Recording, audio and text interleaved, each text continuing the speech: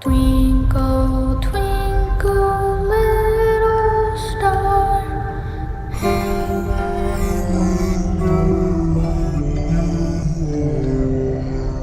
He's alive!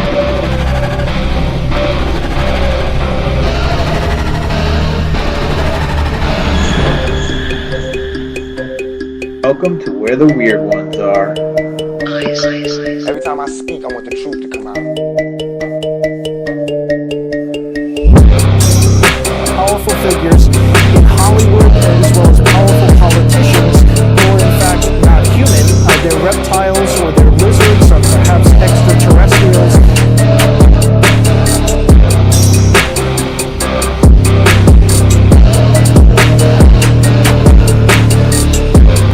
I don't think it is a human. I think it's a Sasquatch.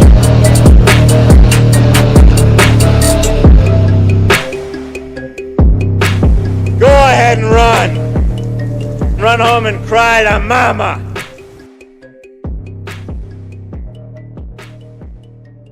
Let's get weird. What's up, you fucking weirdos? Welcome to another episode of Where the Weird Ones Are. My name is Kevin, but you probably already knew that, and if you didn't, now you do. Today's episode is with Brent Thomas. He's the host of Paranormal Portal. If you don't know that podcast, you should definitely check it out. He does some good stuff over there. Really enjoyed this conversation with Brent. Phenomenal dude. I probably could have talked to him for hours. So hopefully we'll have him back on. Tell some more stories. Maybe we'll go on his show. Who knows? We'll see. Only time will tell. Um, but quick shout out to the sponsor, Flavors of the Forest, raw garlic dust. If you haven't tried it, definitely give it a shot. You can find it at flavorsforest.com.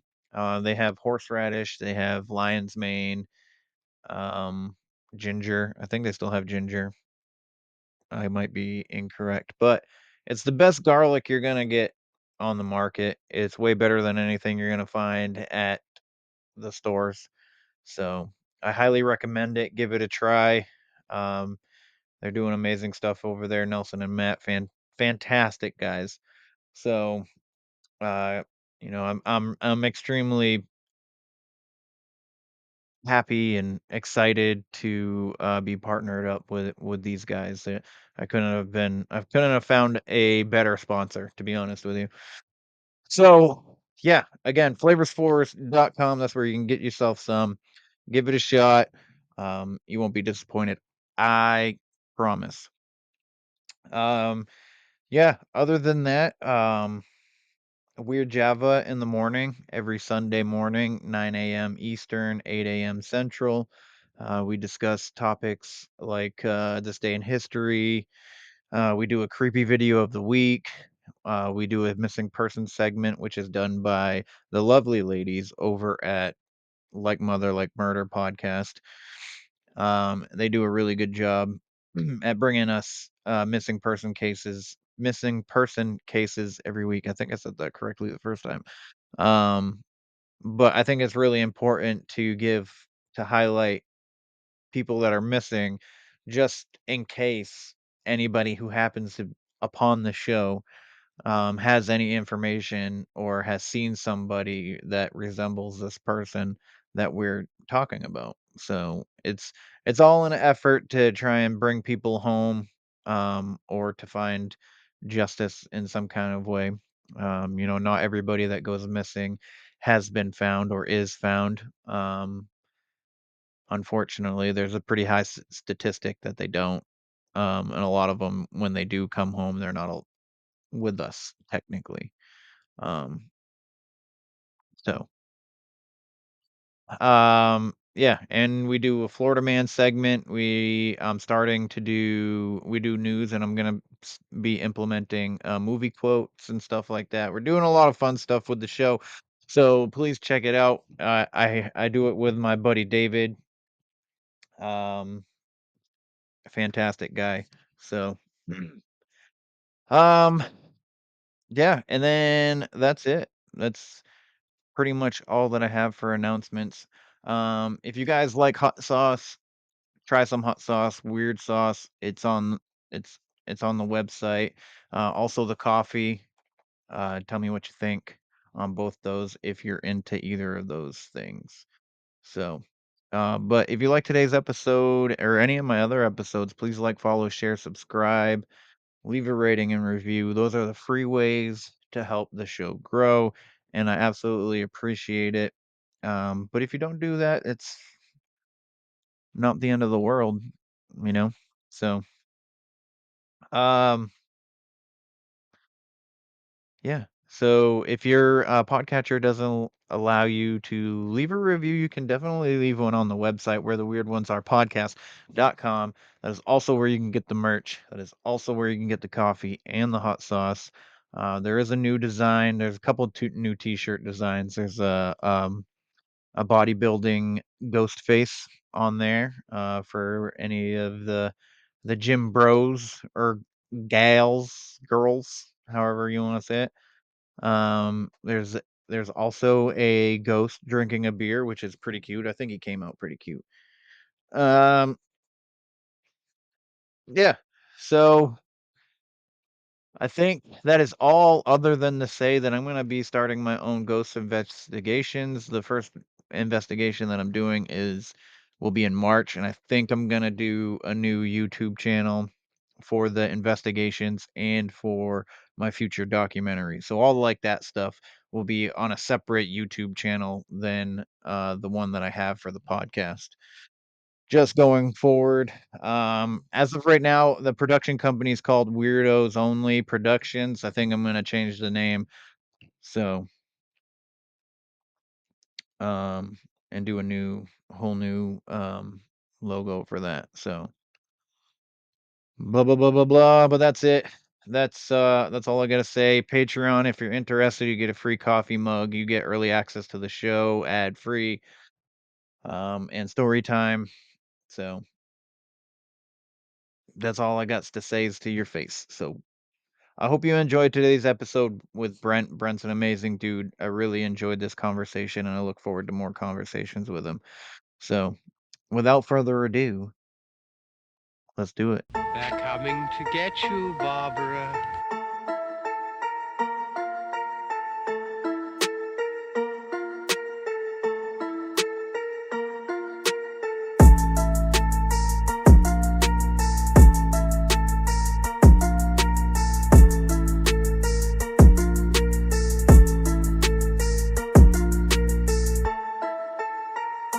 Let's get weird.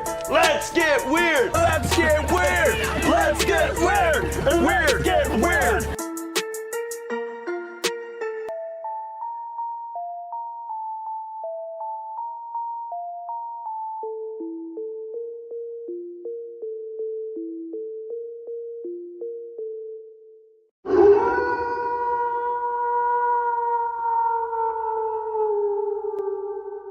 Hey, this is Rochelle Stratton, and you are listening to Kevin with Where the Weird Ones Are. So sit back, relax, and enjoy. What's up, everybody? Welcome to another episode. So happy to have you here. The world is a brighter place with you in it, I promise. Today we have Brent Thomas. Brent, how is it going, man? Oh, it's going good, brother. How you doing? Fantastic, fantastic. Um, almost didn't connect tonight. Glad we did. Happy to have you here. You know, time is our greatest currency, so the fact that you're spending some time with me, it means the world to me.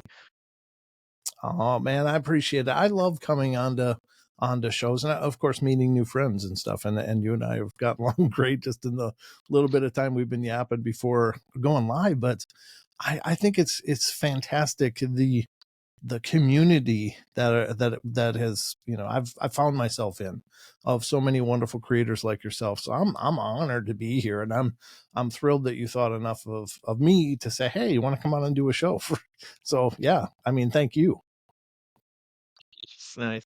Um, so for the people or the one or two listeners that I have, I should say, if you don't mind letting them know if they're not familiar, your show and what you do.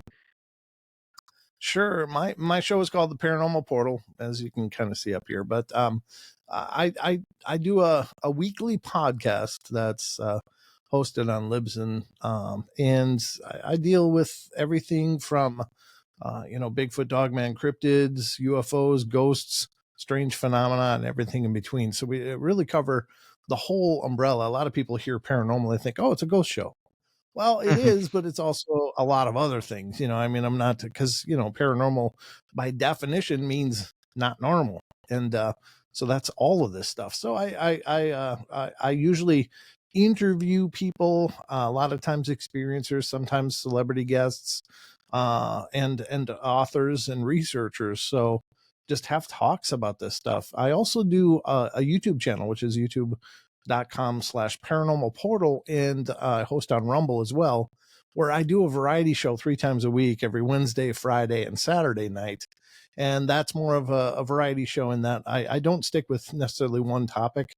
I try to cover a whole spectrum of things that in this umbrella on every show, just to give people hopefully, you know how it is, if you just do ghosts, you're going to only attract the ghost people, and then the Bigfoot people are going to be like, this isn't for me, you just do Bigfoot. So I try to wrap a little of it all in one show: UFOs, ghosts, Bigfoot, Dogman, whatever, and strange phenomena. And those are a lot of fun to do. It's a pretty I don't know, it's probably a really small channel on YouTube standards, because of course YouTube, you get to these channels with several million subscribers, and I think my channel right now is at 14,200 or something. So it's pretty modest, but I love doing it. I love the chance, because the one thing I don't get through the podcasts is that the connection, where you can see your audience talking and even asking questions in real time and stuff, and how neat that is to have that experience and to have that opportunity to share ideas back and forth. So I do it as a labor of love, mostly, not because, it's it's not like a rocket ship to the stars, but it's still a labor of love that I love doing. So that's the 2 basic versions.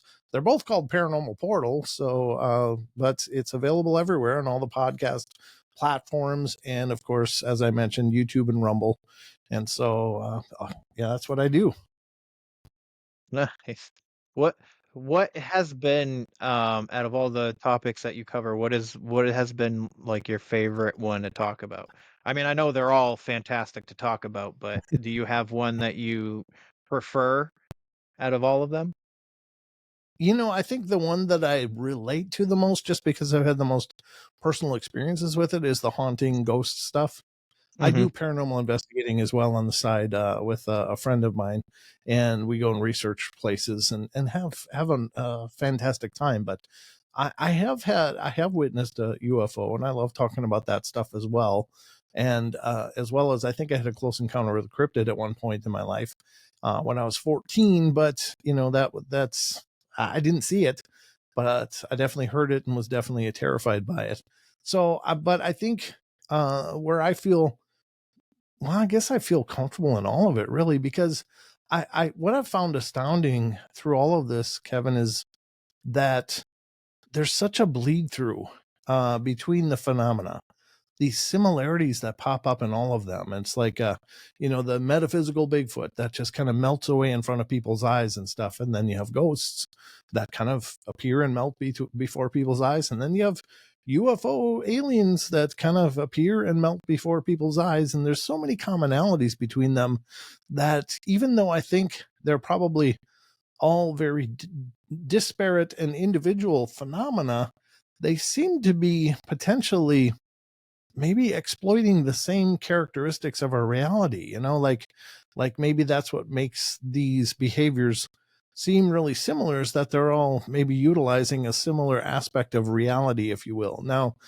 the thing I love about all of this more than anything is that I just don't think I would be excited to be alive in a world that was all figured out. It's like, oh, we know what everything is. There's nothing to see here. So get back to work and take care of your business. I love the idea that there's still magic and mystery in the world, and that there's still a bunch of discovery to be made. And that to me is exciting. And I like the idea that reality isn't a box. It's not this rigid construct that has absolute rules and stuff, because this stuff happens, and it defies those rules that we've been trained and taught are absolute, that you can't do that, that's against the rules of physics. Well, this stuff happens, like your cereal bowl moves and nobody's touching it and there's no other force acting on it and it moves.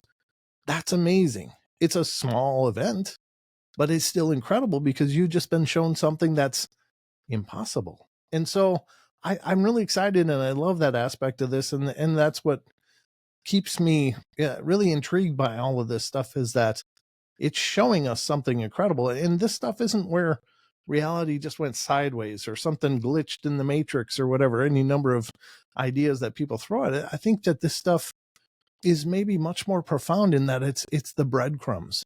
And if we follow it, we'll probably learn a lot about the reality we live in. It's not a box. It's not a construct that's rigid. It's actually dynamic and it flows. And we probably don't have as much of an understanding of it as we think we do. So that to me is incredibly exciting. I would agree. I would 110% agree. I've had experiences as well through a plethora of different things. Mhm. The only thing that I haven't experienced is like a alien UFO kind of thing. I think maybe I saw a UFO, but it very well could have been the International Space Station. It just seemed like it had too many lights to me.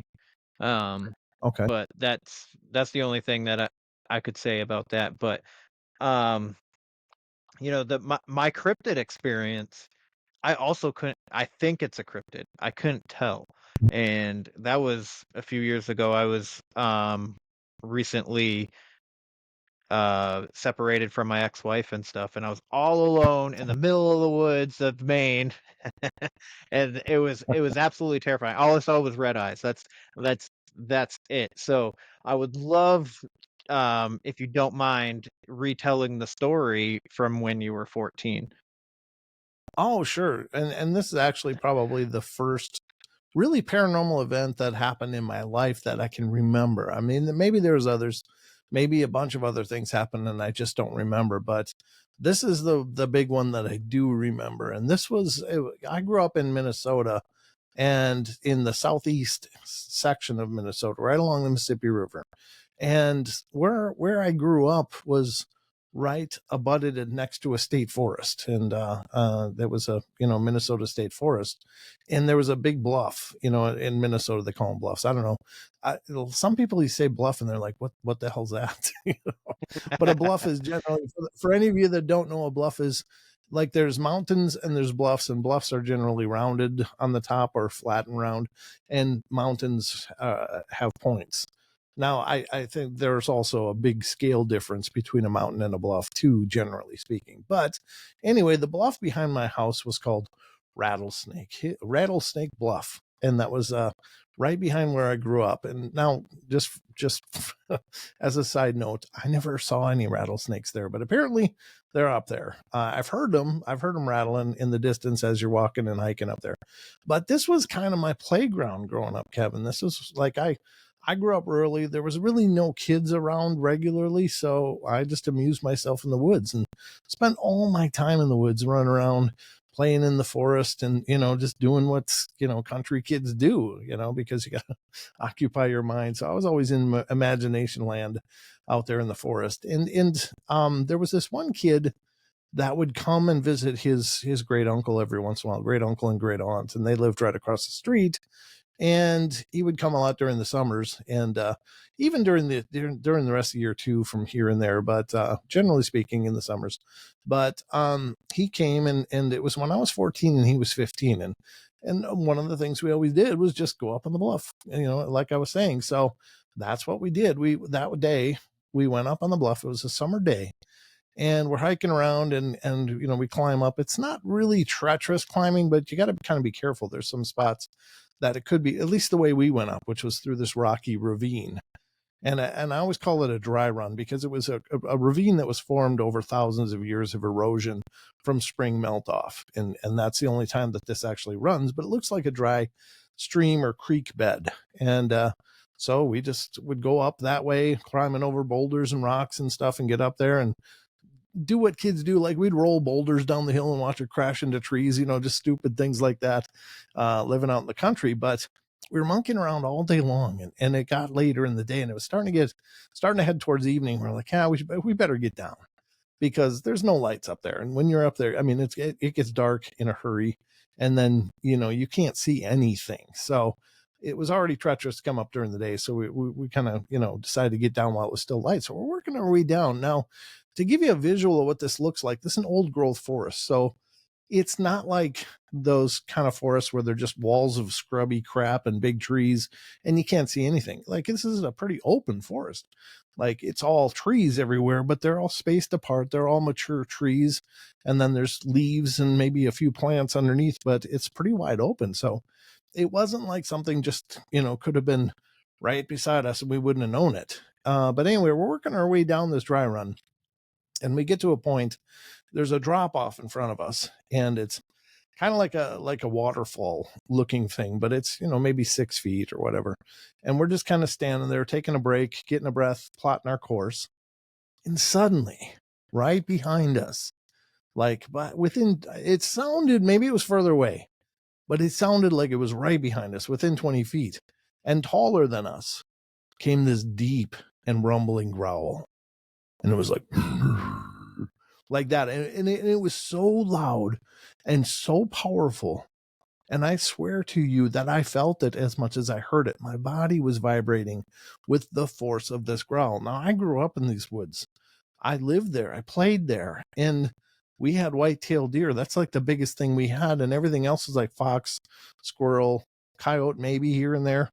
But generally speaking, there's nothing that can make that sound. And so here I am at 14-year-old me, and I don't know what to do with this sound, but it sounds pissed, and it sounds like it's about to kill me. I was so terrified.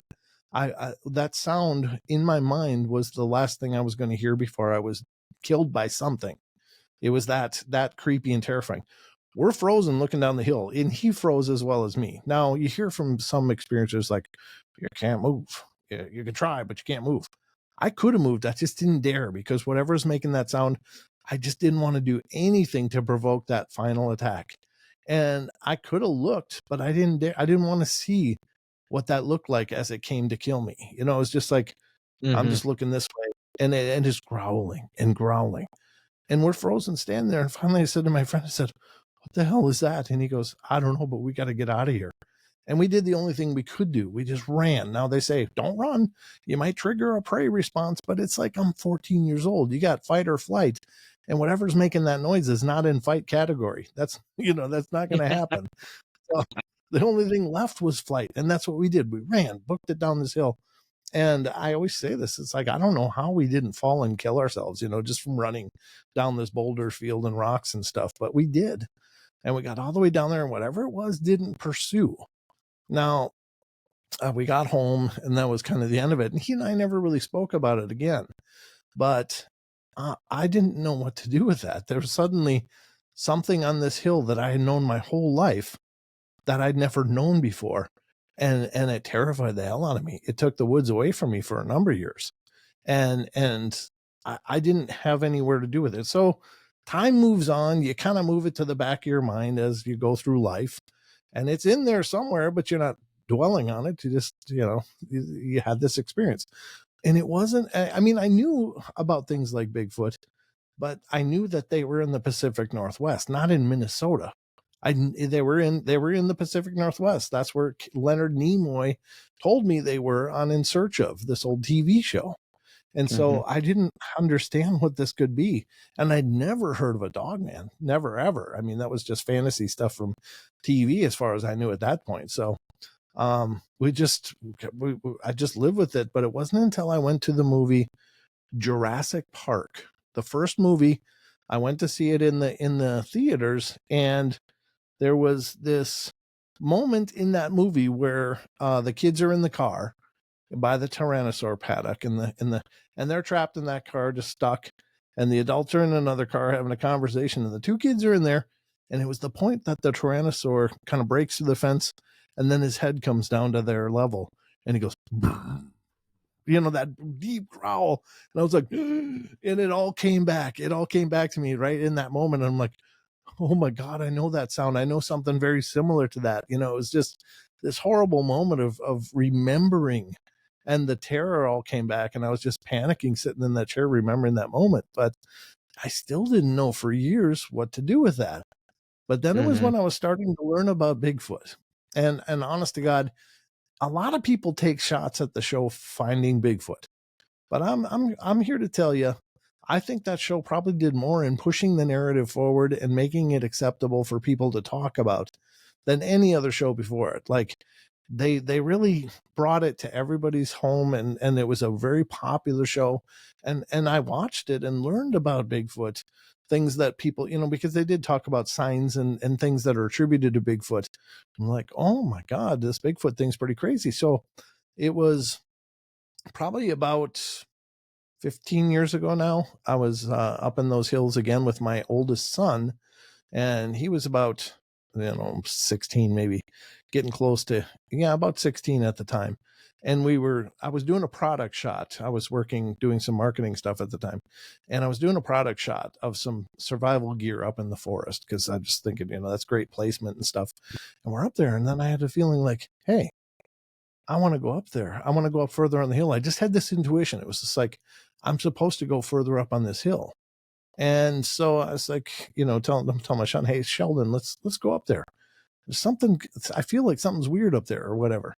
So we got done with the shots and stuff. And then we walked up there, and there was this series of big limestone boulders, like, I'm talking like the size of small houses, in kind of a row where they must have fallen off the bluff, a million years ago, 10,000 years ago, something, when the glaciers moved through, maybe. But it kind of created a wall. And then there's a space behind it where the hill continued up into the cliff.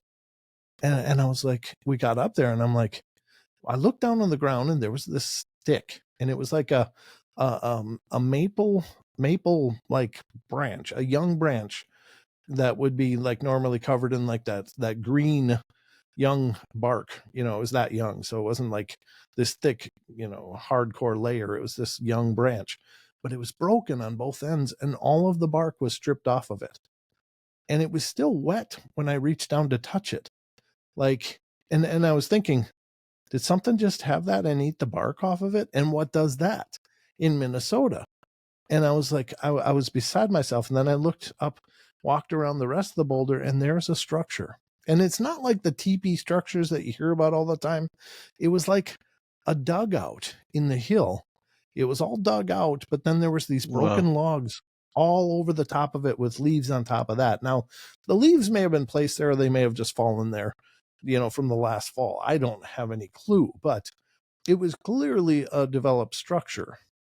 And I was like, oh my God. And then I looked around, I found a 6-inch diameter young tree, like an ash or some hardwood, that was broke 4 feet off the ground into, right off. It was broken like a L shape, and the top of it was laying on the ground. And I'm like, what the hell did that? Because there's no deadfall on top of it. And it was really recent. I'm thinking, what the hell's going on? And then all of a sudden this Bigfoot stuff starts coming to my mind. I'm like, oh my God. And then the growl came back. I'm like, oh my God, maybe that's what I had. Now, I didn't see it. I didn't witness visually this happening, but I was there when it growled. It was not happy.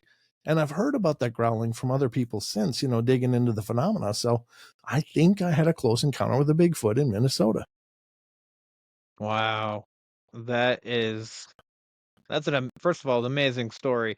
I don't know. I don't know if I would have if I would have looked back either, to be honest with you. I think I would have there's been times where I've been scared, where I'm just like, don't look into the direction of whatever it is, whether it, like, I saw a shadow figure, or if it was, an animal of some kind, even if it was something like a deer or whatever, and I'm out in the woods by myself. Right. I just don't look Yeah. at it and walk as fast as I can. It's like, if I don't look at it, it won't do anything to me. So I totally understand that. Yeah. It's interesting, the playing field that our minds go to, especially as children. And I will say that finding Bigfoot actually got me interested in Bigfoot as well. So my son was like 7, I think, and he loved it. Mm. He loved it. I don't know. I can't remember how he got into it, but I think I had gotten home one day from like going to the gym or something like that because my ex-wife was only home before me would have been a Oh, weekend. So, because on the weekdays when I was working, I'm pretty sure it was. Anyways, that doesn't matter. Either way, I had gotten home and she was sitting on the couch playing on her phone, and my son was watching Finding Bigfoot, and I go, "What are you watching?" And he's like, "Bigfoot," and I go, Bigfoot's not real. And then like I realized like at the same time I'm like I'm talking to a child. First of all, it's not only just a child, it's my child. I don't want to ruin his like wonderment and stuff. And then right. I was like, well, maybe he could be, kind of like right after I realized. And then I would just do stuff around the house while he's watching it every week, once a week when it would come out. And I'd start catching a little bit of it, and then eventually I'd be like doing something and I'd sit down and just sit there with him and watch it. And then it eventually became a thing where we watched it together. And Oh, I started to believe a little bit. And I think even if even if it doesn't, even if they don't exist, even if yeah, I think having that, allowing people to have that wonder, it almost feels like I'm a child again, believing in yes, Santa. You know, yeah, sure, it makes the sure, world more magical for me. It, right, you know, right. I so couldn't agree more. And honestly, when you look at the body of evidence and the reports and the footprints and the, so many things. I mean, the evidence, the witnesses run the full spectrum from hmm Joe Schmo average to police to military to and everything in between, lawyers, judges, doctors. All of these people have these reports, and are they all lying? No, there's no way. There's no way. Are some of them lying? Probably, but probably, all yeah. of them? Yeah, I mean, that doesn't make any sense that every report, I mean, there's thousands of reports of this that are recorded. And then you think of the ones that aren't recorded. But the thing with this phenomena that's so fascinating is that this is a phenomena that has a global precedence. It hmm has names all over the world: the Grogok, the Gray Man, the Woodwose, the Yowie, the Alma, the Yaren. All around the globe, it has a different name, but the physical descriptions are almost identical. And then you come into the U.S. and there's hundreds of names alone in the U.S. So hmm this is a global phenomena. And so, can every one of these cultures, all of these things, just be a bunch of mistaken identity and fabrications? I don't think so.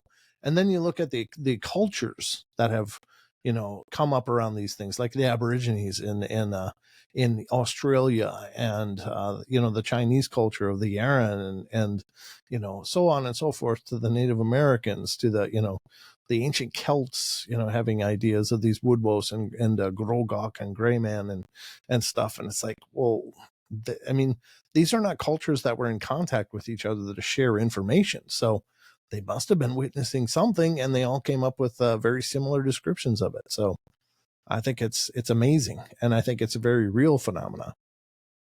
Absolutely, absolutely. I mean, I've seen structures out in the woods back before I ever knew anything, and I remember it'd be out in the middle of no, it wouldn't even be a trail that people Right. went down or anything. It'd just be like random, especially when I was hunting.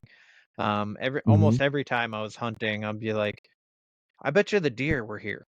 And I'm like, but who put all this together? Like, what the heck? And like, and I mean, a lot of times I would find deer tracks around it and stuff, and it looked like something was laying down in there, like it's matted down and stuff. But I don't think Mm-hmm. I've ever like sat there and was just like, but who put this here? I was always just like, oh, the deer must have been Right. laying down in here, you know what I mean? And then once I started, so it was like 2020 really when I started getting into podcasts. I mean, finding Bigfoot was an eye opener too. Because where I lived, I could just walk right out during hunting season. I walk right out my backyard and go into the woods and, go Mhm. find some deer. Um, and there was always it just amazed me like all these stories of these structures that are put together so like articulately almost, and Yep, like it yep, had some kind of intelligence there. And what a bear's not gonna build it. Bears are gonna be in the caves. Black bears find little dens and stuff like that. They're not gonna put a bunch of trees together, and especially big trees that are uprooted and then moved over somewhere else. Like that doesn't make any sense. no, it doesn't at all. And then you got some that are balancing on the structure, and it's like, well, what are the odds that just fell there? Probably not real good. So I'm with you. I think that there's definitely something profound going on, and as you dig into this, and you having a show, I'm sure you're very familiar with this as well. But the spectrum of things that might be out there or are reported to be out there, and Bigfoot's only Mhm. one facet of that. But then you have Dogman, and then you have the pale crawlers, which are, some people refer as to the rake. I think personally that that's a renaming of a ghoul, which is a very old phenomena. The ghouls that are usually seen in graveyards in days of old, digging up corpses. Well, once we started embalming our corpses, they kind of probably got pushed out of that food source. And so maybe they hit the wilds more than just hanging out in graveyards. But, that's my own personal theory. But there's so many of them. Then there's standalones like the Loveland Frogman and stuff, where it's just kind of this little pocket of things that happened and then it was just done, or whatever. And so it just really shows you that whatever's going on in the world, there's a lot of it going on, and it's not just one thing. It's just a number of things. And that's where I go back to the whole, I think reality is fluid. Like maybe we bump into these other dimensions where other things exist, other versions of our world that's similar enough that maybe sometimes they traverse into ours and then traverse back or whatever. Maybe they understand that more than we do, but something's going on, something incredibly profound, you know? Absolutely. I absolutely agree with that. Because everybody's, when they think about Bigfoot, they're like flesh and blood creature, and then there's people that are Sure. paranormal, right? They're Hmm. they're like it's a ghost or something like that. I don't know. But I'm like, why can't it be both? Like when it's here, it's physical and it's leaving marks and it's Right. building these structures to whatever it's doing with the structures, probably laying Hmm. down.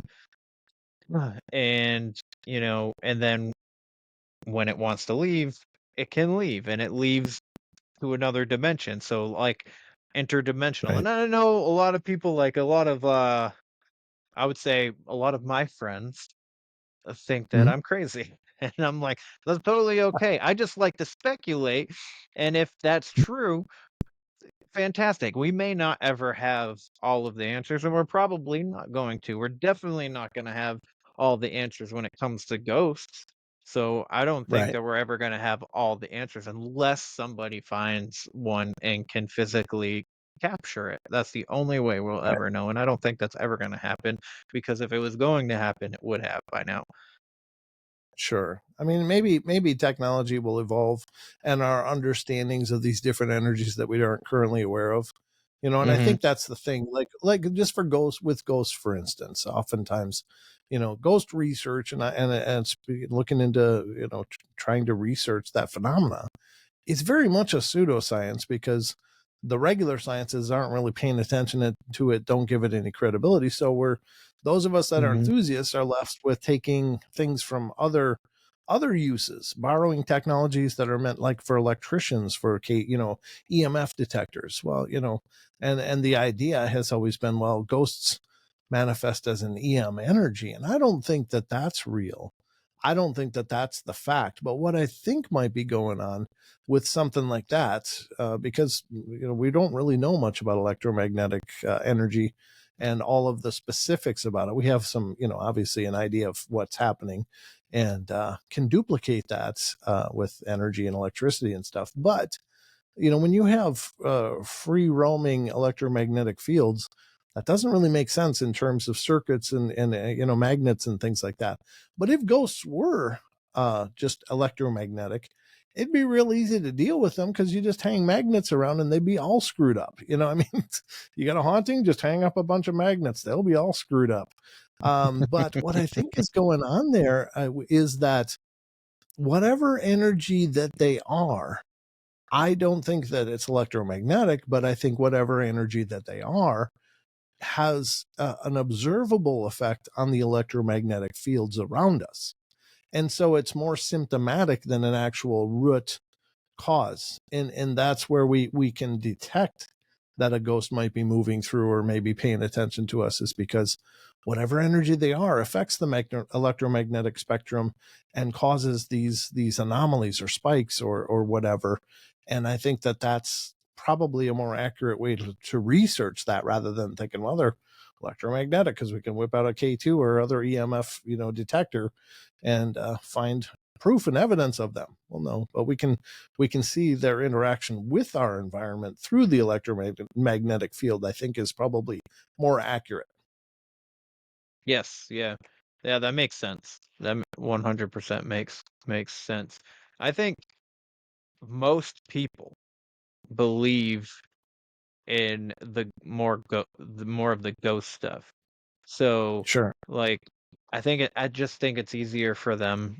Um, and I do think that it's almost like a gateway drug. You start believing in ghosts and you start talking Yes. about ghosts, and then all of a sudden you're talking about Sasquatch and that you believe in Sasquatch. But um, um, so I didn't know you were an investigator as well. So I want to start getting into investigating. I Oh, went my kids and I went down to Florida for the first time ever, oh, and nice.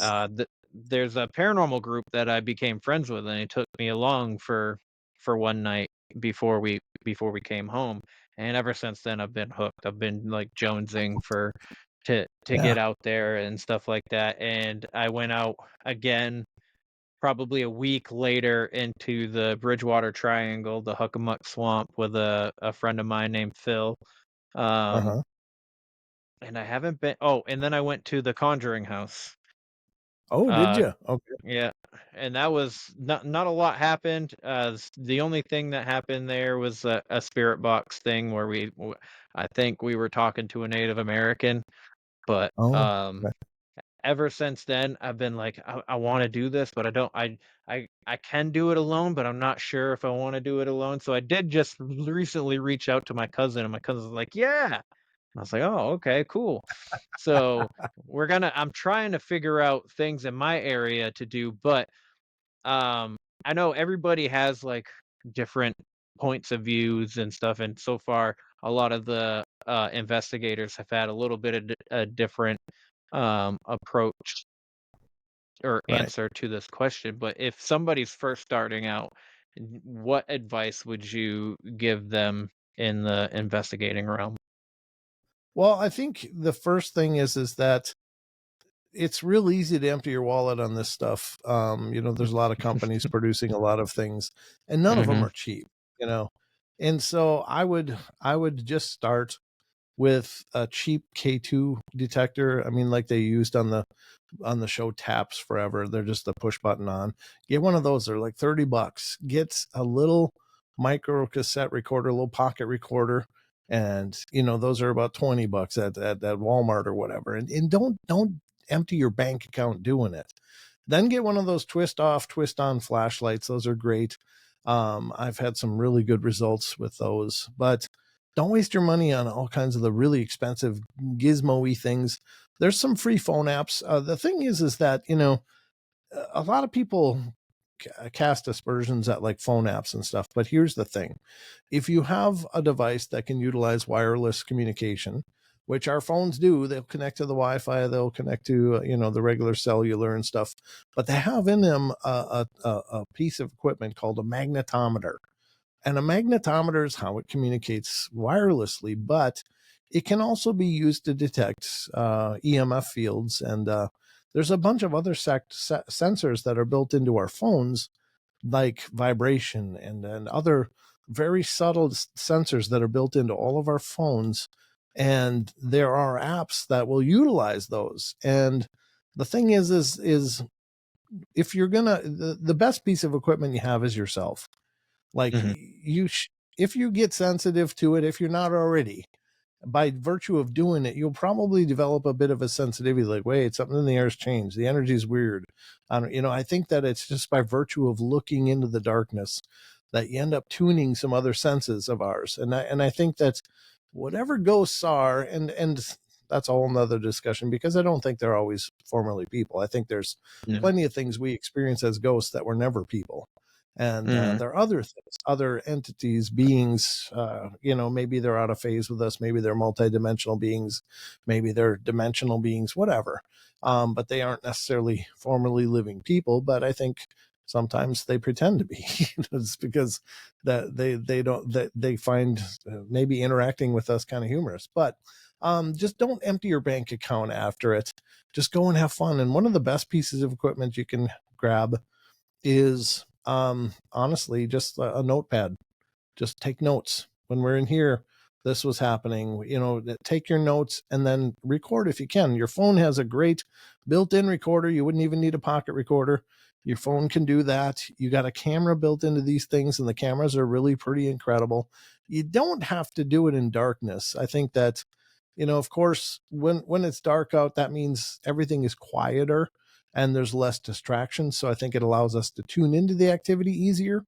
But you can investigate in broad daylight. That's not a thing where the ghosts are actually more active at night. I think that they're active when they want to be. And so just go out there and most of all, I applaud you not doing it solo, because I think there's so many factors involved with this. One is that if you're alone, you're it.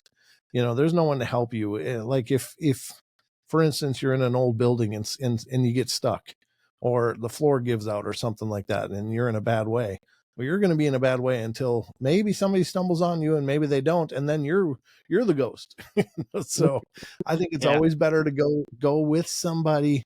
It's just I don't like investigating alone. I don't enjoy it. It just feels you always feel a little more vulnerable when you're facing things like that alone. And I know a lot of YouTube creators and stuff do that, and good for them. More power to you if that's your thing. But I think I'd rather be careful. I'm older now. I'm not as resilient as I once was.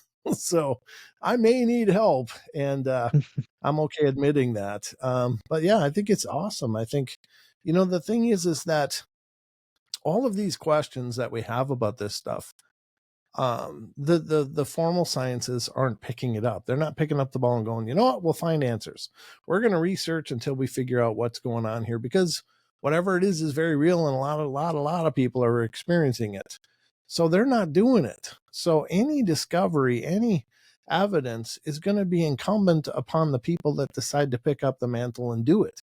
Now, not saying that we have to be, quote unquote scientific, but you should probably establish some best practices and try to make sure you're being very careful about how you're recording evidence. But it's going to be up to people like you and me, because no one else is doing it, and that's the same for the Bigfoot world. I mean, biologists aren't out there combing the forest looking for these things, but there's a bunch of people like you and I that are getting in their trucks on their weekends and putting their camping gear together, and they're going out there and they're looking. And my hat's off to everybody that does that, because I do want answers to this stuff. I want to know what's going on, because I think we stand to learn so much from all of this stuff. Because again, whatever's being demonstrated in these phenomena is the impossible, quote unquote, according to traditional logic. And so we stand to grow so much, and maybe unlock some some knowledge of the energies around us that, God, who knows? Maybe we could rewrite how we produce electricity just by understanding these different energies that are apparently very present, but they're just not understood. So I don't know if I answered your question, but I tried to. I think you did. I think you did. Okay. It's also on the factor of being alone. It's not always the ghost. It's actually it's almost never. It actually never is the ghost that gets you. It's coming across another person. Yes. Alexander Petikoff talks about Mhm. this. When I had him on, he's like, I do carry because you never know. He's like the biggest threat in the middle of the woods is another person. And I Yep. was like, Good true. point. That makes a lot of sense. He goes, because you don't know what they're out. They don't know why you're out there. You don't know why they're out there. They Right. could be out there burying a body for all you know. So Yeah, exactly. And they don't need any witnesses. So he's a good guy. I've talked to him. He's a really, really great guy. yeah, Yep. he's from my neck of the woods. He Oh, lives I in, got you. in New Hampshire, about 2 hours away from me. So Oh, very nice. Very nice. yeah, Yeah. he's a wicked nice guy. But had the pleasure of meeting him in person a couple times, and Oh, his cool. YouTube channel is great. Everything, all the stuff he produces is pretty great. So Yeah. Yeah. um, He's very good at what he does, but a real down to earth guy. Yeah. absolutely, absolutely. He, I will say this. I wanted to tell him when I saw him at Monster Fest in Ohio. When I had him on the podcast, I thought he was like this really, like, even watching him on his YouTube channel, I thought he was like a 6'2" person, and he's shorter than me. Not Oh, by is he? much, but yeah, just a little bit. Because I'm Well, how tall 5'10", are so you? he's got to be like Yeah. 5'9", Oh, and yeah. You look really I large in walked. life. Yeah, he looks like a really tall guy, and he's not. And I was just like, wow, this is really, like, you give off tall guy energy. Maybe it's his commanding presence that does it. True. Yes, probably. That's probably exactly what does it. But so anyways, speaking of paranormal, I would love to hear any paranormal experiences you have personally experienced. I mean, obviously we get in this field, we get a ton of really scary, spooky ones. And Mm-hmm. I think those are fantastic and fine. And I think also, I think that a lot of times spirits aren't really meaning to scare us, or, these entities aren't meaning to. It's surprising as hell to see something move when nobody's touching it and nothing's interacting with it. And so that's Absolutely. shocking. Yeah, I But sometimes I think, sorry to cut you off, but sometimes I think no, of no. it as like the movie Ghost with Patrick Swayze. Yeah. Like Yeah. he just wants it, they just want to get your attention, and sometimes they give a little too much force, and so they're throwing something across the room when they just wanted to move it a little bit to get your attention. Right. Yeah. And I've seen a ton of things move in my days, Hmm. and that's fine. I just figure someone's visiting. But I like, some of my all time favorite stories are the more uplifting ones, the really beautiful ones. And I've had a few happen to me. Um, the coolest ones, my dad was a very stoic man. He passed away about 4 years ago now, I guess. Maybe it's four, maybe, yeah, it's about 4 years ago now. And very stoic, very, old school. Never had any time for any of this stuff. In fact, when he was sick, I went home and visited him before he passed. And I was just asking him, I said, Dad, are you afraid to die? He goes, no, I can't live like this though. Because he was a worker his whole life. The man had always had 3 jobs. He was always on the go, always doing stuff. Well, he got COPD. And so, it kind of made him, locked into the house, which for him was a fresh kind of hell, because he just was a guy that did things. He found that was his, I guess that was kind of his personal therapy, his personal relaxation time was when he was doing something like mowing the yard or building something or fixing something or whatever. That was his happy place. And, I felt bad, but a little background on my dad. he was technically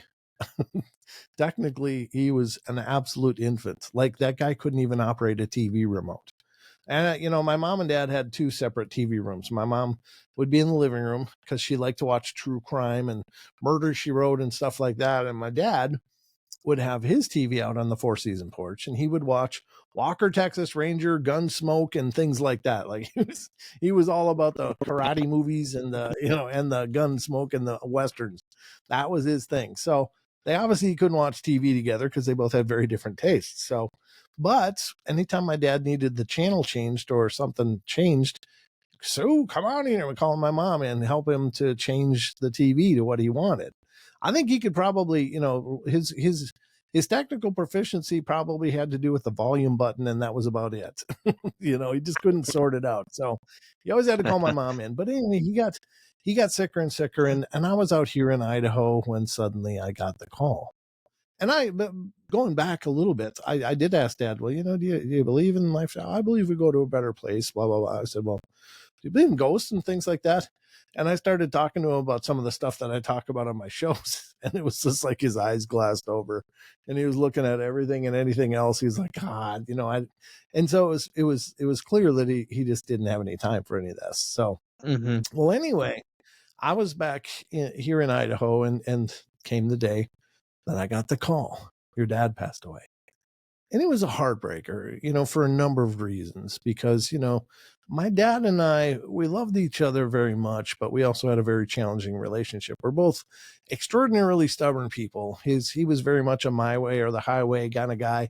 And I resisted the hell out of anything like that because, I'm more of a, love, kindness, kind of person. So, I mean, we had 2 very different schools of thought, but, it didn't undermine the fact that we loved each other. It's just we weren't really good communicators with each other because, he just is old school and I just really resented that. And so all of a sudden hearing that he passed, I was just really, really struck with the old adage, like, God, I'll never get a chance to say so many things that I probably should have said, and probably should have worked on that relationship. And so you kind of live with that brick in your heart. And it was crushing because, it's certainly not the way I would have liked to have had our relationship end. And so, I'm kind of dealing with that and doing my best to come through it and to handle it. And I go to sleep one night and suddenly I'm in my parents' house. Now, I knew that I shouldn't have been there, but I was standing there in their house. And it was just as real, if not more real, than me sitting here talking to you in my studio. It was just so vivid and so real. The smells, the sounds, everything I was there. I was in that present moment. And I knew that this is weird and I wasn't quite come to terms with it, but I'm standing like on the edge of the dining room kitchen, and next to that to my left would have been the living room. And I look over to the left and there's my dad standing there. And I instantly know that he's passed, he's dead. Like, oh my God, Dad. And he put his arms out and I ran over there and I hugged him. I could feel him. I could smell him. It felt like him. And it was a real moment. And he never talked. He never moved his mouth. But we had a whole discussion back and forth where I apologized to him and he apologized to me. I'm like, I'm sorry I wasn't a better son. You didn't deserve that. And he's apologized to me mentally. I don't know about, not being a better dad and spending time with us and, that kind of stuff. And it was this really incredibly cathartic healing moment. And we had this moment and then suddenly I woke up and I was bawling. I mean, I was just bawling, just tears running down my face. But it was like, I had that moment. I had that closure that I was trying to live with, knowing that there's so much that I wanted to say and should have said, well, I got to say it and I got to be there with him. Now there's plenty of skeptics that may say, well, this is just a fabrication of your grieving mind trying to come to terms with the psychology of it or whatever. Maybe, but no, it was just so real. I can't explain I can't even put it to words, but it was like hyper real. It was more real than this real. And so either way, it was a healing moment for me. Now, the other this continues. It's kind of a long story, so I hope we're not in a rush here. But the thing that started happening in the house, in my parents' house back in Minnesota, was that suddenly his TV would turn on every once in a while. Now, I'd never done this ever before. Just turn on. And then the Christmas lights. My parents have like this Christmas tree, but it's like a seasonal tree and it's up all year round. Well, that would start turning on. And then lights would flicker on and off, and my mom would be watching TV and her channels would start changing and stuff. And she would tell me about it. And I was like, oh, wow, Dad's hanging out, huh? She goes, yeah, he's here. He's here. He's letting me know he's here. I'm like, oh, that's really neat. He's hanging around. And so I started going on my show and just sharing these little tidbits as my mom would tell me, like, oh, Mom called today and I guess Dad was still hanging out. He was changing TV channels and he turned off her news and played the music on the cable instead. And and it was just kind of neat to that maybe he hung around and because maybe in life, I don't know why, but I figure maybe in life he was just too busy working and didn't make enough time for family. So maybe this was his way of just being with his family now and being present and letting us know. But in any case, I'd go on my show and start talking about this stuff. Like, yeah, I think my dad might be hanging around the house because all of a sudden, and this is a house they built, all of a sudden since he passed, this weird stuff is happening that never happened before. And did eventually after, about a year and a half or 2 years start just faded out. And like he finally moved on or whatever. But I would go on my show and talk about it. And it just kind of got to be this thing. Well, I'm sitting here in the studio one day and my phone rings and I look down and it's my mom calling on my cell phone. I'm like, oh, Mom's calling me. So I answer the phone like, hello. And I always put it on speaker. I never hold the phone up to my head. I always just put it on speaker. I hate holding the phone up to my head. So I'm like, hello. And nobody's there, but I can hear this sound in the background, like, and then like some mumbling and stuff. And I'm like, oh, well, maybe Mom pocket dialed me and she's probably out somewhere or something. And she pocket dialed me. So I'm like, Mom, hello. And I'm whistling, trying to get her attention and stuff, but I got nothing, but I keep hearing this, that kind of male voice in the background. I'm like, well, I don't know what's going on. So I decided, well, I'm going to hang up and then I'm going to call her back. So I called back and it rang and rang and rang and then went to voicemail. I didn't leave a message. I thought, well, whatever. She must have it on vibrate or whatever. So no big deal. She pocket dialed me. It happens. So I hung up. And then I was sitting here in the studio doing something. And then my phone rings about 15 minutes later. And I look down, it's my mom again. So I answer and she goes, I said, oh, hi, Mom. She goes, oh, yeah, what'd you want? I saw you called. I'm like, oh, no, it wasn't that. I wanted something. I just want to let you know that you pocket dialed me. She goes, what? I said, yeah, I was sitting here about 15 minutes ago and my phone rang. And I said, by the way, is my brother over there? Are you at home? She goes, yeah, I'm at home. I said, is my brother over there visiting you? And she goes, no, why? And I said, because I could hear like a coughing sound in the background or something. And like a male voice. She goes, no, that's not possible. I'm like, what? She goes, no, that's not possible. I said, why? What's going on? She said, I'm home alone. The house is locked. And I was downstairs taking a shower and my phone was on the dining room table upstairs. I'm like, oh. Whoa. And so I thought, oh my God, no, it gets better. Just wait, it gets better. So I'm like, oh my God, I think my dad called me on my mom's phone. I was like, this is really incredible. So that was a Friday. And that Friday night I went live on my show and I'm like, guys, you'll never get this. Guess what happened? And I shared that story with them of what had occurred that I just shared now. And I got through the show and so on and so forth, got done and closed up the studio and stuff and went to sleep. I get up the next morning, got my coffee, and I'm sitting here in the studio again. And it's my mom calling. Like, hello? She goes, you're not going to believe this. I'm like, what? Well, now remember, I said my dad was very technically improficient, like he couldn't operate anything. But he did have a smart TV. And the TV would utilize a fiber connection for the feed rather than. So it was a smart TV, and it was never configured to connect to the internet for one. And it was, and nobody in the house knew how to do that. I mean, I know how, but I'm out in Idaho. But she said, your dad's TV came on this morning. I'm like, what? She goes, yeah, not only that though, but it was on the internet. I'm like, what? And she goes, yeah, but it gets stranger. She said it was on YouTube. I'm like, oh, wow, it was all the way on YouTube. What are the odds of that happening? She goes, no, it was on your channel on YouTube. And I'm like, what? And she said, yeah. And she said, it was playing last night's episode where you were talking about him being in the house and doing stuff. I'm like, oh my God. So it's like all those layers of impossibility stacked up on top of each other. It's like, I'm thinking you'd have better luck pulling folded clothes out of your laundry than that just happening by chance, you know?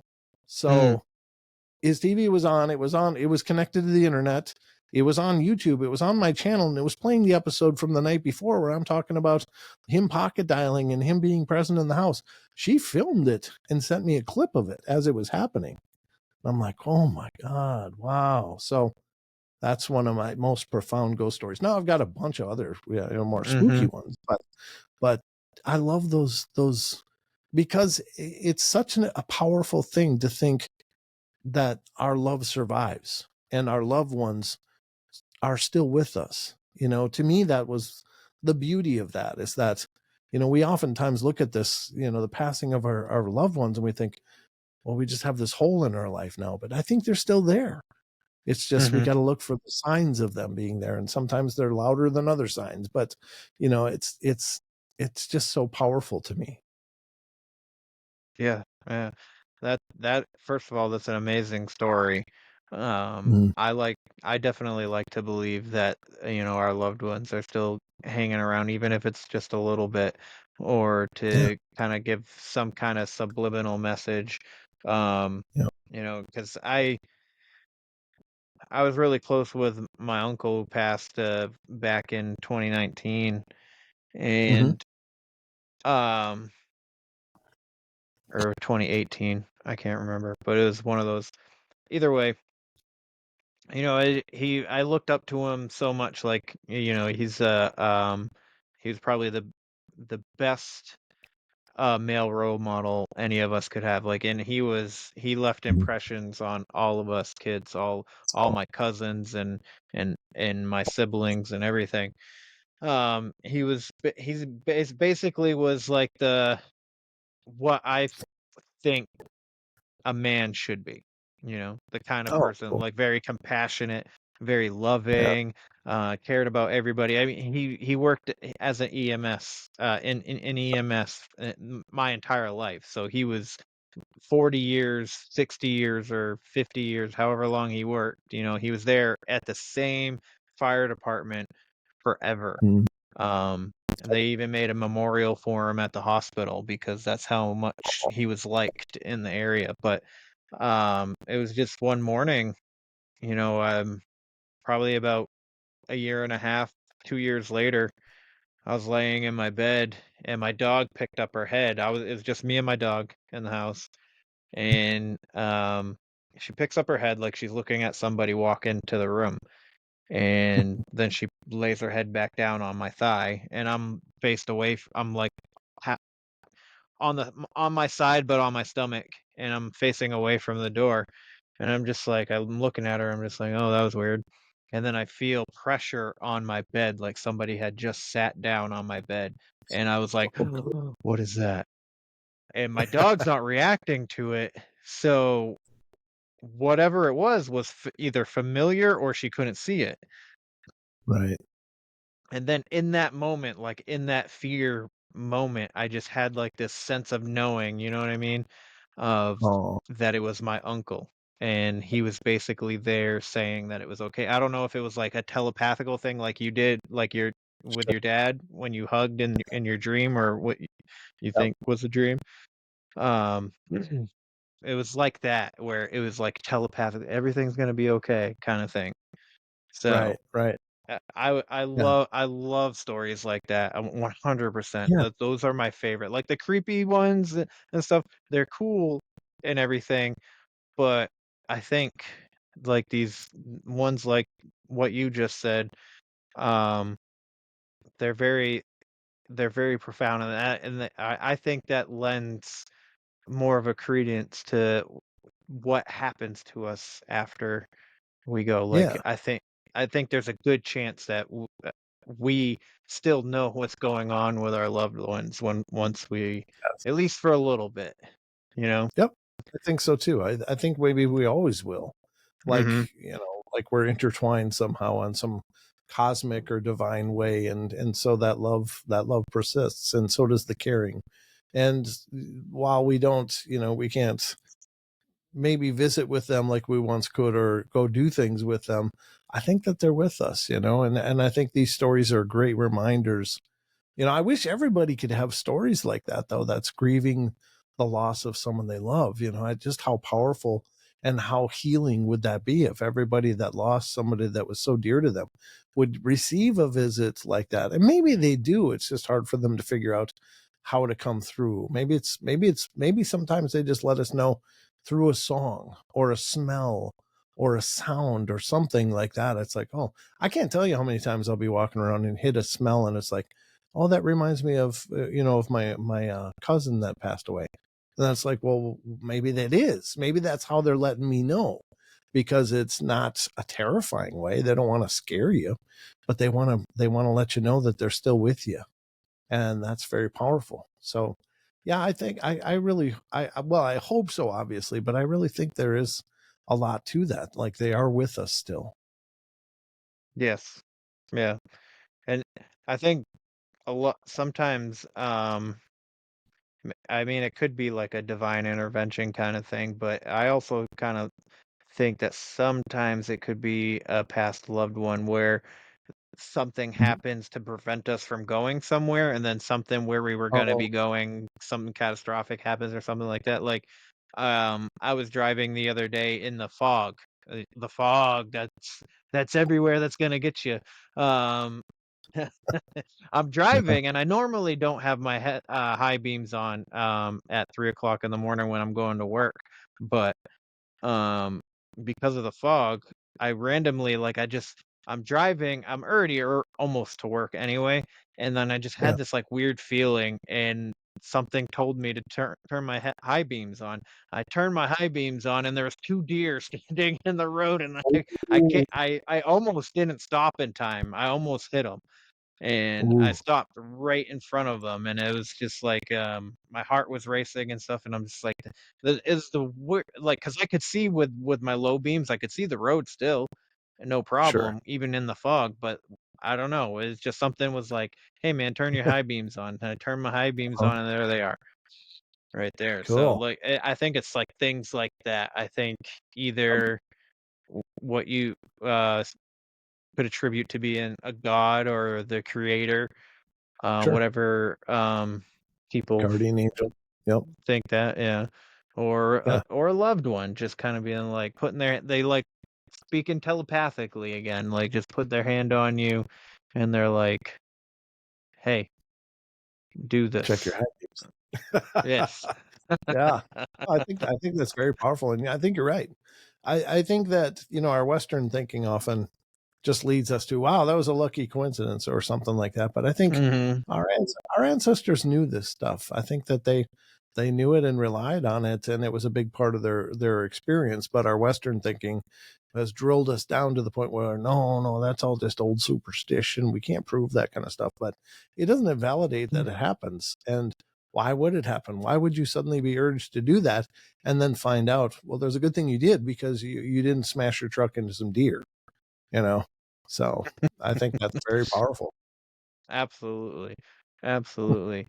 Um, so if you have a creepy story, I'd love to hear a creepy one as well.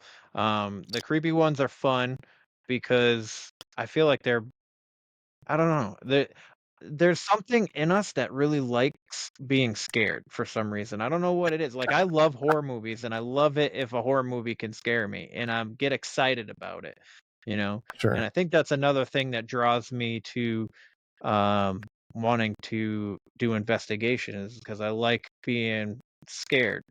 Um, Yeah. and I don't Well, know what that is in us that like where we're like, I love going to haunted houses, and I love going on haunted hay rides and stuff like that. But sure. yeah, I mean, if you have a creepy story, anyways. Yeah, I do. Now, I got to preface this by saying there's something wrong with me anyway, because I've experienced a lot of like profound activity, and it should have scared me. And maybe it's more of a psychic thing, like, you know, I just knew it was okay and it wasn't Yeah. horrible foreboding. Maybe it's that. But honest to God, I've seen some things that are just, you know, like hair curling. But for this, in this instance that I'm about to share, I got pissed. I was just pissed that it happened. And let me share with you the narrative. So I've lived in several haunted houses, and including this one. There's activity in this house that I'm in now, where my studio is, and it's okay. I mean, I'm gonna knock on wood here, because I don't want to sound like I'm beating my chest and being all manly and crap, but I don't get scared, and I don't know why. And again, maybe it's because whatever is being shown to me isn't meant to be malicious or terrifying. But at any rate, whatever the reason is, what happened was I owned this old house that was built in 1894, and it was a beautiful old Queen Anne Victorian house, and I loved this house and had lived there a long time. I was married before at the time. I'm married again, but not to this same person that I'm going to talk about in the story. But we were going through a tough time, and we ended up separating and eventually divorcing. But it was after our separation, and we had a child together and stuff. But so basically, I was alone a lot, because I had my child a lot of times on the weekends. But you know, this is a weekday. And, you know, things would happen around the house. There was quite a few experiences of like chairs squeaking when nobody was around. That should have been, you know, we had this cheap tubular kitchen set that would in our dining room set.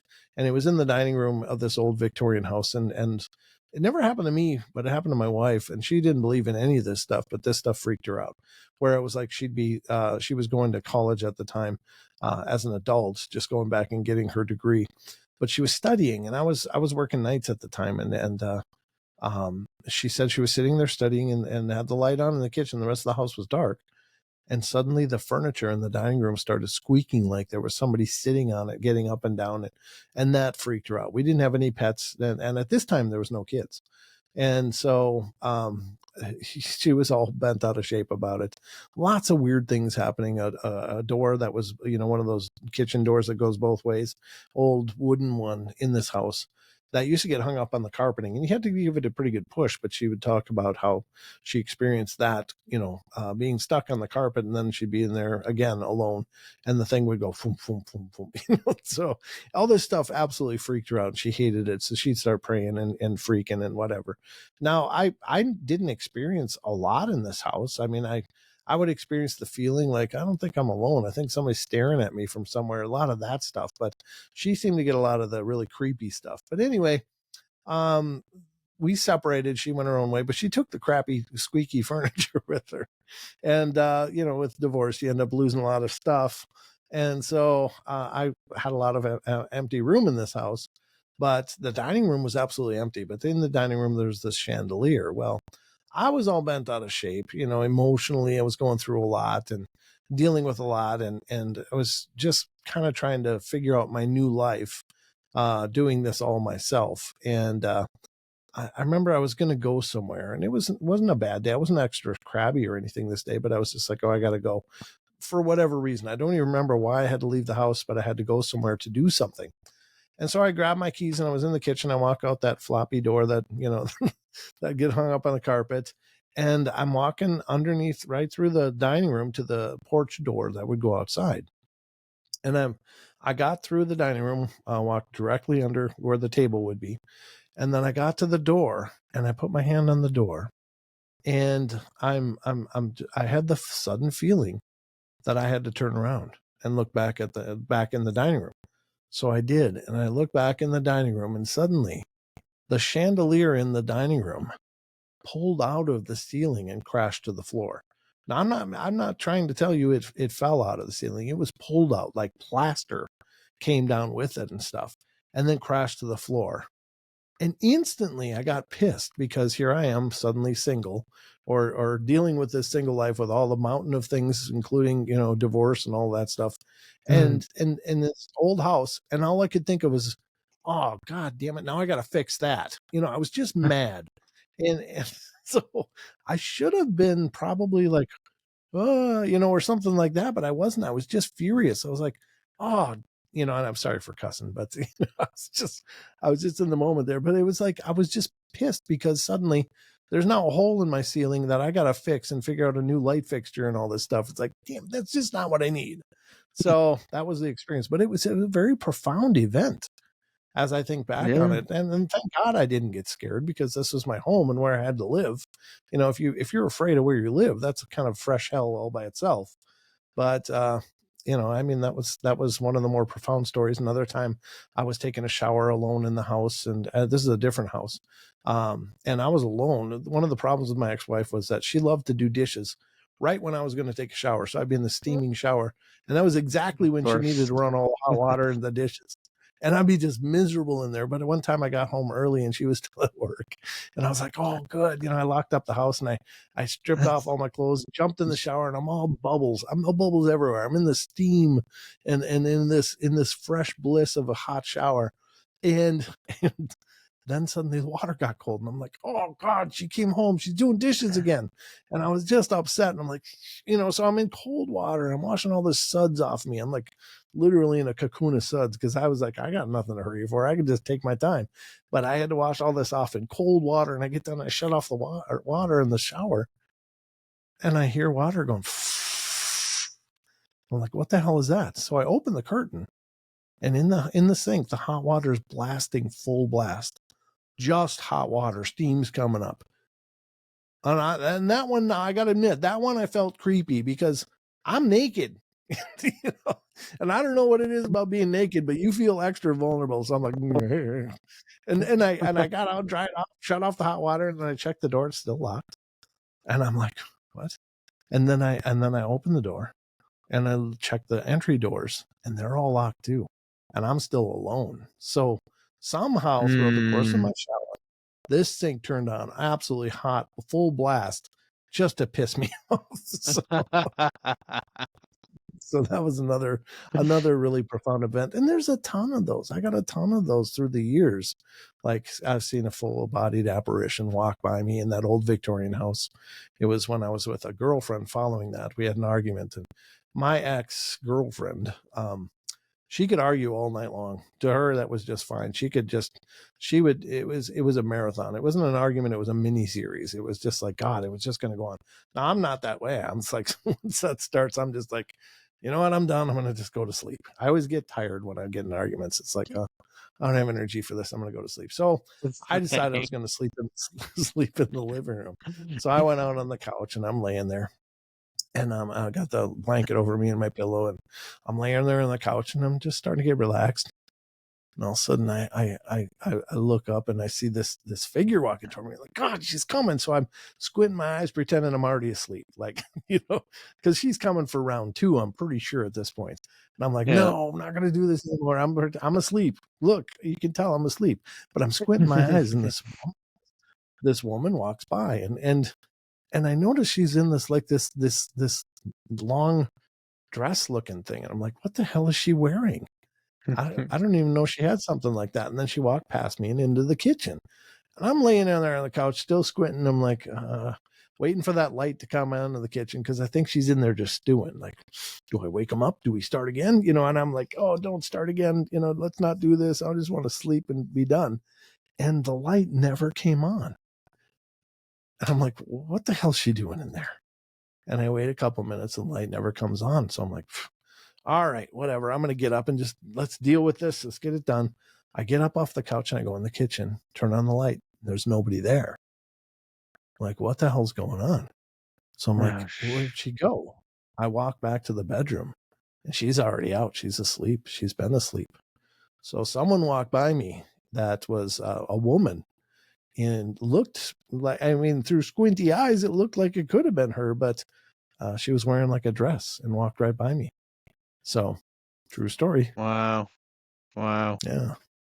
Yep. That's crazy. But, yeah. So that's the only apparition that I have seen that I know of, that I know was an apparition. But oftentimes I do wonder if we pass by apparitions all the time. We just don't know, because they can manifest just as clearly as you and I. So, if you're in a public place, you might, every once in a while when how you say hello to some people and then they just ignore the hell out of you. They act like you're not even there. Oh Like, my I was thinking, goodness, yeah. is that a real person, or is that like an alien that looks like a person, or is that an apparition? I think about those kind of things. So I don't know. Yeah, that's Maybe it. we do. Yeah, it's like too, like when you're in a crowded place and you lock eyes with somebody and it's almost like Mm, they're like, "Oh, you can see me," kind of thing. Like, oh my God, I didn't know you could see me. I wouldn't have right. been staring at you. Right. But maybe it is. Maybe those are times when we just tune in and we can just see them. I think, Hmm. honestly, I think if we suddenly were given perfect vision to see everything around us that we can't normally see, I think we would be collectively pooping ourselves, because we are swimming in a world of spirit. I'm convinced of that, that these things are always around us. We just don't know that. Yeah, yeah. I think that there was a once upon a time that we could regularly see. I think there's a lot of things that we used to be able to do that we can't anymore due to modern technology and things of that nature. As we progress as a society, things have been shut down in us. I mean, we don't even need our appendix anymore. And we used to need it. Yeah, yeah. I had mine taken out in a rush because it ruptured. But yeah, I Hmm. know what you mean. Now, I have to share this with you, because this was something that was always baffling me. Because how many stories have you heard where it starts with a kid and the kids are seeing these apparitions, these people that we can't see? They're having full and robust conversations with them and trading ideas and learning things from these spirits. And yet the parents will be like, well, there's nobody there. Who are you talking to? Well, Hmm. the lady that lives in my closet, or the guy up in the vent, or something like that.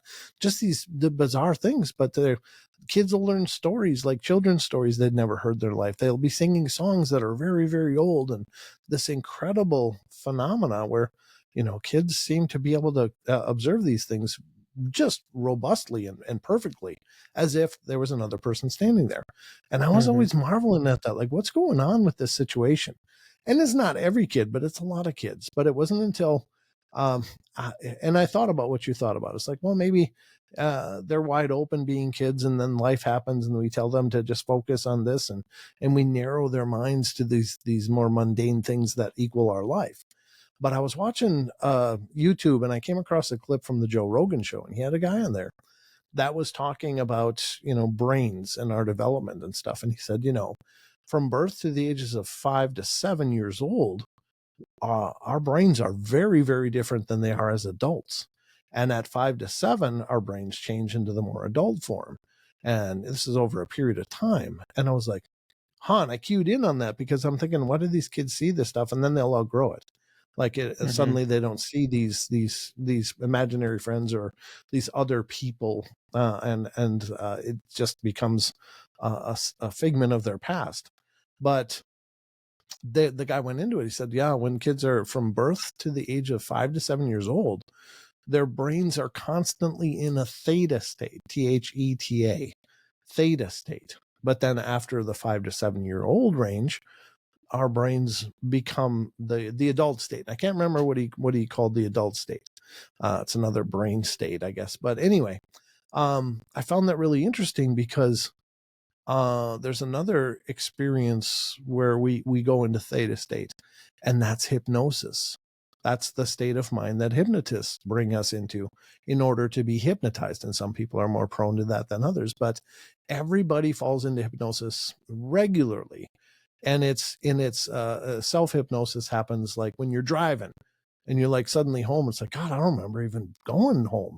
I mean, I remember getting in Hmm. my car, and the next thing I know, I'm here. Well, that's a state of self hypnosis, and that's where you're moving your brain into theta state, and it's a more relaxed state. And I think people naturally experience this, and like when they're on the woods, kind of reconnecting and recentering or whatever. And so, is that why children are experiencing these things? Because they're in a theta state, and they're just wide open.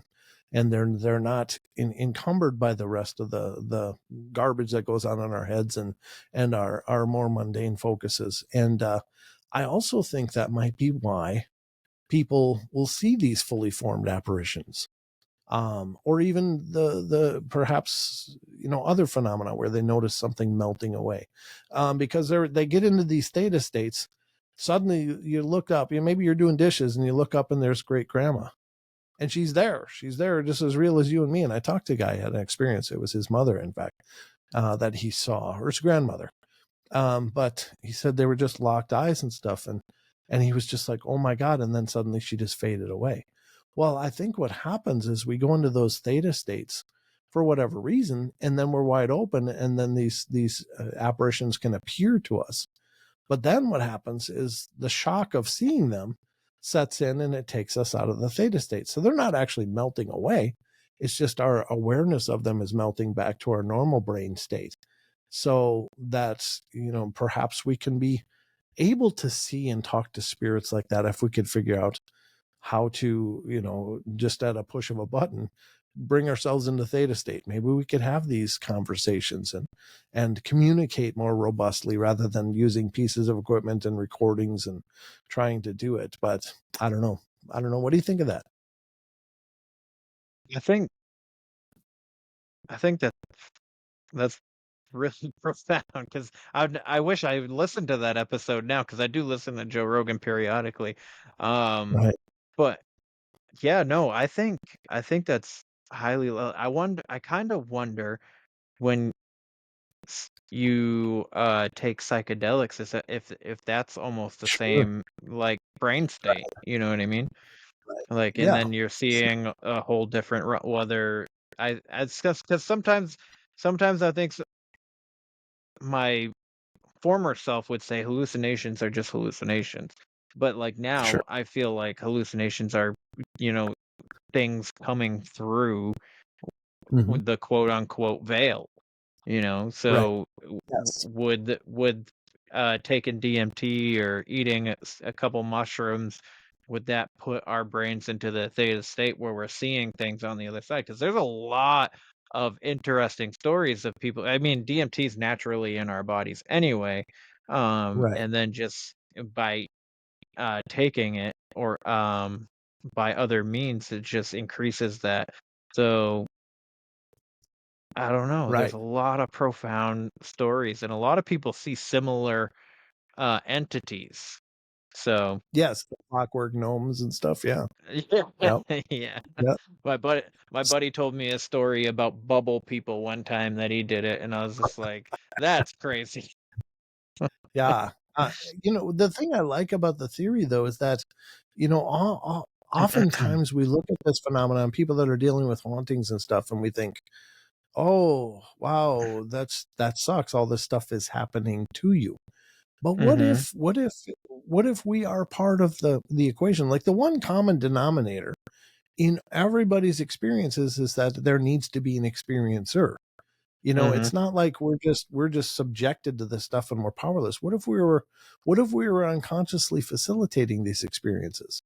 And so maybe that's empowering, that we're a part of the process. We're not just, oh, some people just get, a bad luck because they have to experience this stuff. Maybe they're facilitating it. Maybe they're somehow subconsciously creating these events that happen. And I'm not saying there's not an intelligence on the other side of it, but perhaps we're bringing ourselves into the awareness of these intelligences, and them to us to them, by our own facilitation. And maybe that's the key, is that you're more in control than you think in these experiences, because you just have to work on I guess your focus. If it's terrifying you, just know that you're maybe a big part of why it's happening, because you're facilitating it, because you're raised in awareness, or you're brought into that theta state by any number of means. And maybe then you're empowered by that Mhm. they didn't come into your realm of experience, maybe you went into theirs, and that's where it happened. And so if we're in control of that, or if we're at least an integral part of that, then maybe we're not victims, because I think a lot of people that experience this stuff think that they're a victim of it. But Maybe it's empowering to think that maybe they're helping to facilitate it, and to understand that empowers them and makes them feel more in control of their situation. Kind of like the others kind of thing, where Yes, yeah, exactly. the ghosts think that the people entering the house are they're the ghosts. So it, Right, it's an right, interesting exactly. concept for sure. Sure, I sure. I like Yep. that. I like that train of thought. But Brent, we are about The at curtain's an about to hour and close. a half, sir. Which is I think is a good time, but I'm gonna have to have you come back on. You got a Oh, UFO sure. story, and there's so Sure. many other things that we could talk about. Um, so yeah, I'd love to get you on again sometime this spring. Not I don't want to wait Yeah. till next year because sometimes when I tell people that I want a part two, it ends up being like almost a year later. um, but yeah, if you don't mind telling everybody one more time where they can the name of your podcast and where they can find it and find you. Right. Okay. Well, my podcast is called Paranormal Portal, as you can kind of see from the sign. It's a little chopped off, but that's my show, and it's two very different shows. But the podcast is available everywhere: Spotify, iHeart, iTunes, Pandora, Stitcher, Castbox, Google Play, and a gajillion other ones. Just whatever podcast app you have. If you have a phone, you've got a podcast app built into there. Just hit the podcast button and search for Paranormal Portal. You can find my shows, and we're on season 6 now, or I'm on season 6. So Oh, there is literally hundreds of shows from the prior seasons to listen to, and new ones come out every week on Monday. And you can check out my YouTube channel if you're so inclined. The podcasts are also posted on there in a playlist called Podcast Episodes, but the YouTube shows are more variety based and a lot usually lighter, a lot of joking around and having fun. So hopefully there's something for everybody. If you're into this weird and wonderful stuff, then maybe you'll enjoy the show. But I really appreciated being here, brother. This is a lot of fun. Oh, go to my webpage. Probably is the best place to find out where we are, where I am, and where the shows are. And that is paranormalportal.net. Paranormalportal.net. So, and if any of you are experiencers want to be on my show, love to talk to you. And again, you can do that through the paranormalportal.net. There's a button on there that says interview me. You click it, it opens a scheduling app, and you can pick a date and time that work for you. And it'll email both of us, and we'll make it happen. nice, nice. Well, Brent, this was a lovely conversation. There is a lot of intriguing factors to this conversation. And I really appreciate you for coming on Oh, and first of all blowing my mind with the experience with your dad. That was an amazing experience. So thank you for sharing that with us. oh, it's my pleasure, brother. Thank you for having me. It's been a pleasure. And just getting a chance to get to know you and just sit back and yap about this stuff is really cool. So thanks for hosting me on your show. Again, thank you. And I'm sure the listeners are going to love it. They love these. They seem to really get into the ones where we get a little more deeper than just the experience. So Right. hopefully we get some good feedback. I'm sure we will. But other than that, Okay. everybody listening, please go check out Brent. Show him some love. I would appreciate it. I'm sure he would appreciate it. Also, if you like today's episode, please like, follow, share, subscribe, leave a rating and review. I'd greatly appreciate that. It's the only way to help the show grow, and it's free to do so. So, other than that, you can get the if you're interested in being on the show, you can email me where the weird ones are at gmail.com. Also, if your podcatcher doesn't allow you to leave a review there, you can leave one on the website where the weird ones are podcast.com. That's also where you can get hot sauce, coffee, and all the merch. I have a new design out of a ghost with a beer. So it's actually pretty fucking cute. I love the way it came out. Oh, But anyways, other than that, you guys know the drill. Question everything and stay weird. This concludes our broadcast day. Click.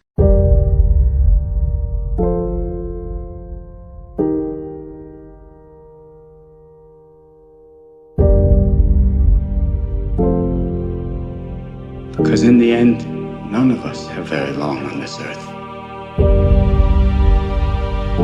Life is fleeting. And if you're ever distressed, cast your eyes to the summer sky. When the stars are strung across the velvety night, and when a shooting star streaks through the blackness, turning night into day, make a wish.